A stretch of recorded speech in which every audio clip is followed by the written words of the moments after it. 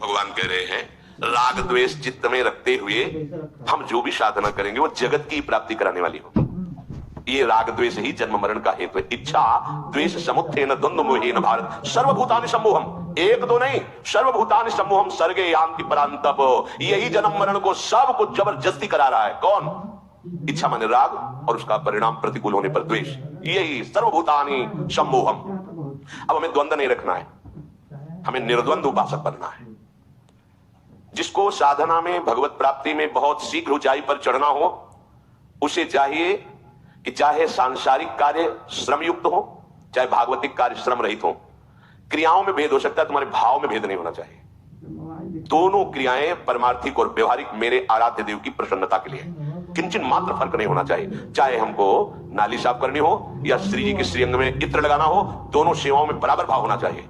अगर उसमें भेद है ये तो आप सेवा जरूर कर रहे हो, लेकिन आप अनुकूलता का पोषण कर रहे हो, आप अपने मनोनुकूल बात कर रहे हो, आपकी राग वृत्ति का पोषण हो रहा है। उधर घृणा वृत्ति है, द्वेष वृत्ति है, त्याज्य वृत्ति है। नहीं, कोई भी सांसारिक कार्य कर रहे हो उसमें तुम्हारा भागवतिक भाव होना चाहिए। कोई भी परमार्थिक कार्य कर रहे हो उसमें आपका भागवतिक भाव तो है ही। अब जो सांसारिक कार्य भी भागवतिक हो गया तो द्वंद्व नाम खत्म हो गया।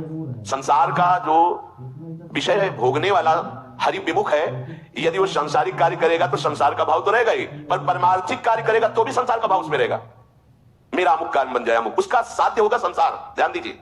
और जब भागवतिक कोई भगवत प्राप्ति के लक्ष्य वाला साधक सांसारिक क्रियाएं करते दिखाई देगा तो उसका भागवतिक भाव होगा। परमार्थिक क्रियाओं में तो भागवतिक भाव है ही, पर वो सांसारिक कार्यों को भी भागवतिक भाव बनाएगा। इसलिए उसको कोई भी द्वंद्व सम्मोहित नहीं कर सकता।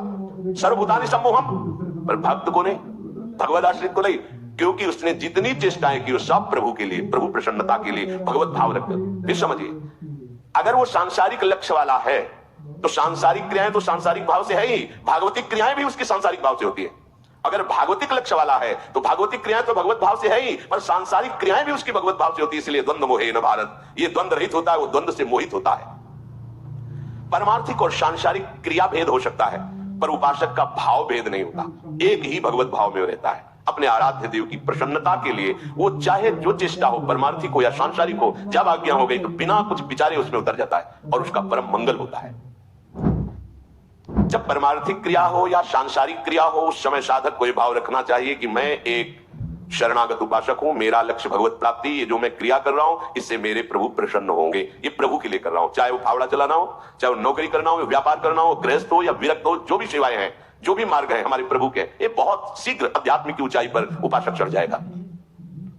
क्रिया भेद होने पर भी भाव भेद ना होने से उसे द्वंद्व नहीं व्यापेगा। खास बात समझिए, हम साधना तो करते हैं पर द्वंद्वों से परास्त रहते हैं। और जब द्वंद्वों का प्रभाव हमारे ऊपर रहेगा तो हम परम पद के अधिकार से रहित हो जाएंगे।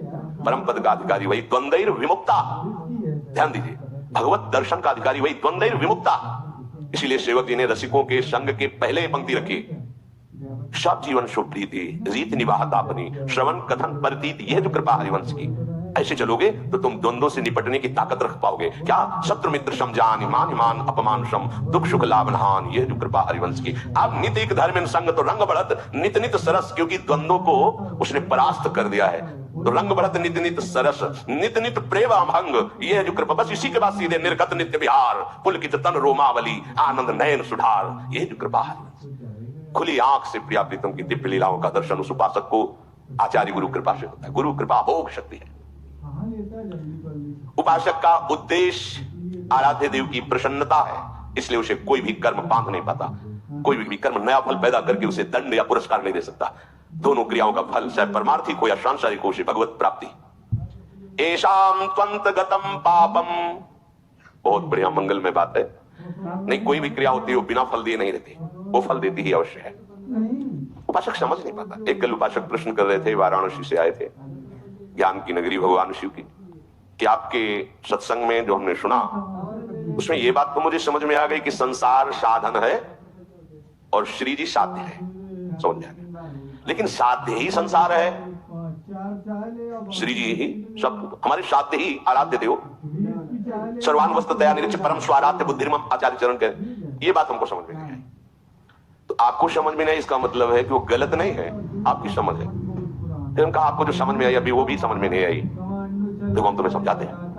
आपने कहा संसार साधन है और श्री जी साध्य है। ये बात समझ में आ गई? नहीं है। आप शरीर हो, आपकी कुछ मांगे हैं, आप कुछ भोग प्रिय लगते हैं, आप कुछ भोग भोगते हैं जी। कहां साधन हुआ? स्वयं भोक्ता और कर्ता भाव हो तो श्री जी कहां साध्य हुई? अहम साध्य हुआ। इसीलिए अगली बात को तुम स्वीकार नहीं कर पा रहे। पहले पिछली बात को ठीक से स्वीकार कर लो कि शरीर और अंतर की मनोवृत्ति, अंतःकरण धर्म और स्वभाव, ये सब श्री जी की सेवा के लिए है। लगाओ इसको तो अभी आपको दर्शन होने लगेगा कि श्री जी की सिवा और कुछ है ही नहीं। चिद चिद लक्षणम सर्वम राधा कृष्ण वयम जगत। अपने लोग क्या होते, थोड़ी बात पढ़ ली या सुन ली और उसी को हम समझ लेते हैं, हम सिद्ध हो गए।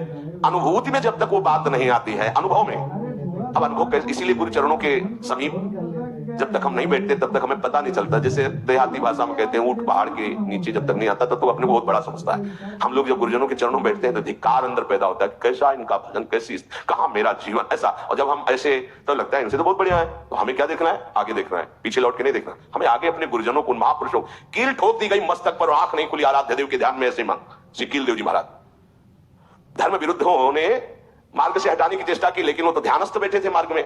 तो आप बहुत नाटक कर रहा है, एक बड़ी सी कील लेकर के हथौड़े से उनके मस्तक पर ठोक दी। ऐसे ध्यानस्थ थे प्रिया प्रीतम के कि पूरी कील मस्तक में धस गई और आंख नहीं खुली। ये क्या जान पाओगे?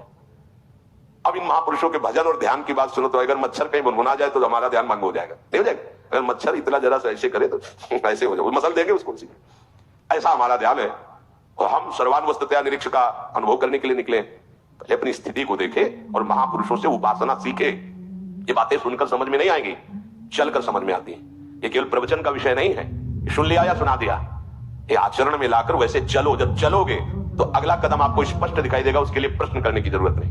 ध्यान रखना, परमार्थ का पथिक एक एक कदम आगे बढ़ता जाए, प्रश्न की जरूरत नहीं पड़ेगी। आगे का मार्ग खुद दिखाई देगा कि अगला कदम हमारा कहां पड़ रहा है, उसकी स्थिति क्या है। ये परमार्थ है, अध्यात्म है, कोई संसारिक मार्ग नहीं कि अंधेरा आगे रहेगा। दिव्य प्रकाश रहता है गुरु कृपा से। और अगला कदम जहां रखना होता है उस स्थिति